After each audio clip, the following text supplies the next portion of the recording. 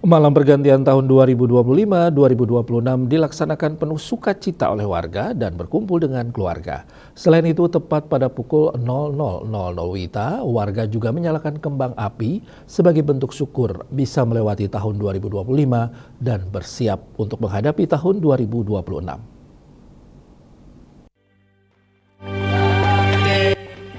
Beginilah suasana malam pergantian tahun 2025-2026 dipantau dari sudut ketinggian di wilayah Batu Bulan, Gianyar, Bali.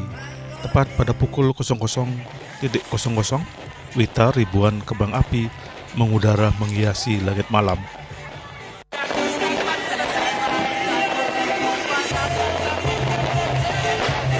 Meski sempat ada himbauan untuk warga untuk tidak menghidupkan kembang api pada malam tahun baru. Dari ketinggian, berbagai warna kembang api menghiasi langit kejauhan, menandai datangnya tahun baru.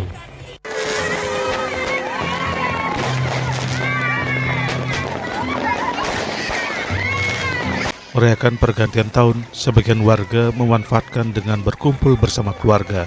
Menyalakan kembang api di malam tahun baru bukan hanya sebagai perayaan, namun merupakan bentuk syukur karena telah melewati kehidupan di tahun 2025 dan bersiap melewati tahun 2026.